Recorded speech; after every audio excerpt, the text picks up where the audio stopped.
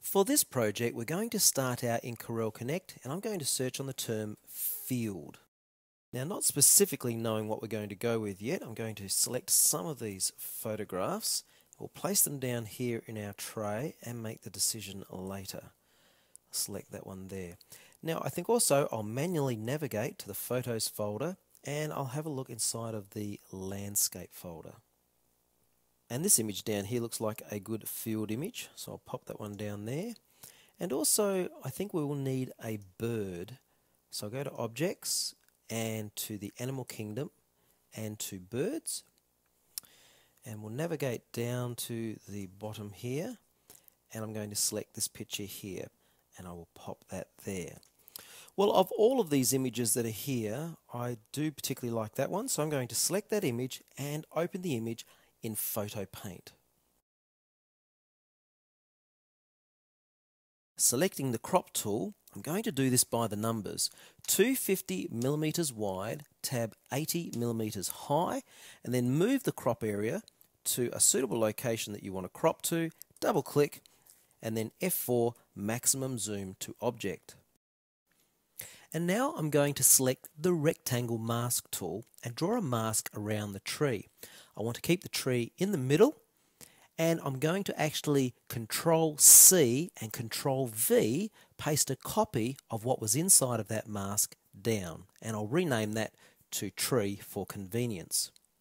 Now I don't need the mask anymore, so we'll come up and we'll remove the mask, and then I'm going to turn off the display of the tree and select the background.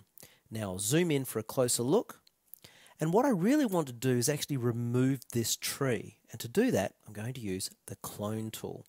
With the clone tool, you can actually adjust the size of your nib using shift and drag, then right click to anchor a point you're going to sample color from. And you'll notice how the anchor point and the nib move at the same time. So I'm sampling from one area and painting it onto another area. And of course, it's very easy to do using a pen tablet such as I am here. This is my favorite pen tablet, a 12-inch Cintiq. But of course, any tablet will work with photo paint.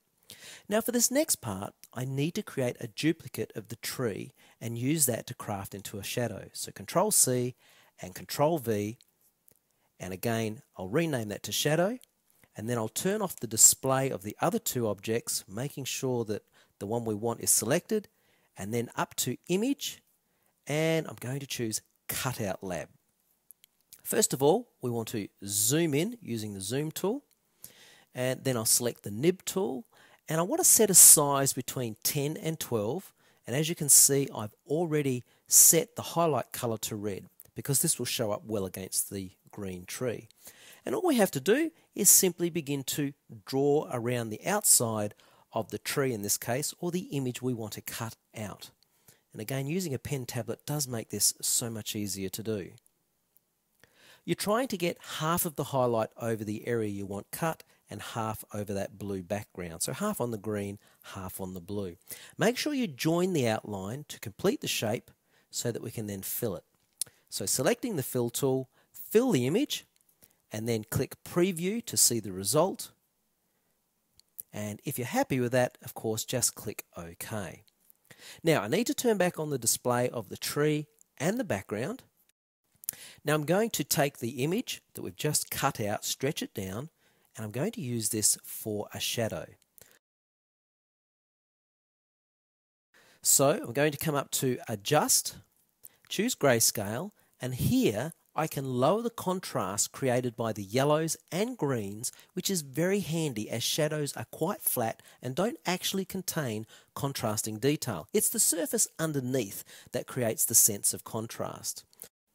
And now, selecting the Object Transparency tool, I'm going to choose a flat fill with a value of around 50 to 55. Z on my keyboard and click and drag to zoom in on our new shadow. Now I'm selecting the Eraser tool here. I'm going to click and drag and reduce the nib size down to quite a small nib size. A transparency between 80 and 90 would be suitable.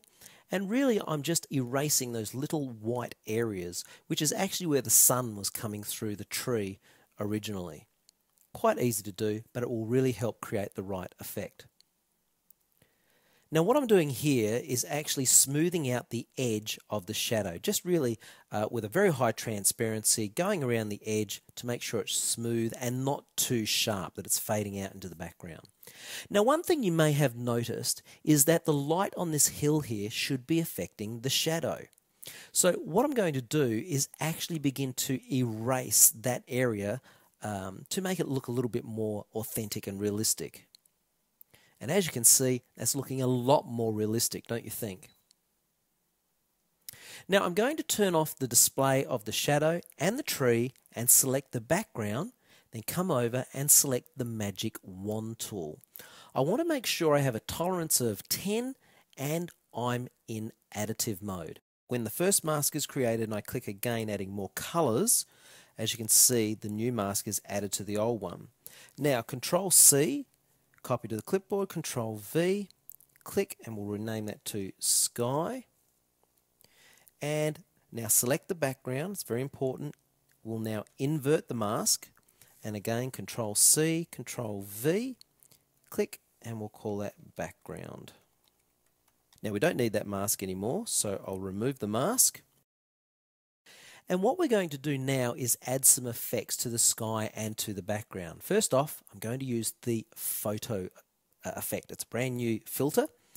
Now I'm going to put a gold type color over the top of the sky because I want it to look a little bit more bleak to create the final effect that we're going for. Now similarly, I'll select our grassy background there and I want to apply a photo filter as well to that. And this time we'll apply a type of orange colour because the orange will make the grass look a little bit more old and faded, a little bit dried out. That's what we're looking for. Now for a little housekeeping, let's rearrange and group our objects.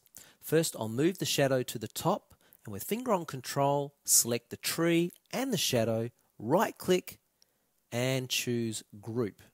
Then click on the title and rename that Group to Tree. And I'll also do the same thing with the sky and the grassy image. Now if you remember, when I started I placed a bird in the Connect tray. So let's open Connect, turn on the tray and place the bird onto the canvas. Just click and drag. Now all we'll do is resize the bird, place it in what looks like the right position and don't forget right click and apply. Now the last thing I want to do is create some highlights on the grass. So first I'll expand the background group and select the grassy image. And then under the paint tools I'm going to select the effect tool. And as you can see here I've already selected contrast with an amount of 25 set. Now effectively what I'm doing is trying to make my nib go half on the top side of that middle line, half on the bottom. The darker areas will become darker and the lighter areas lighter. And that will add quite the sense of impact, at least where the sun is hitting the image. And I'll just go back and forth a few times.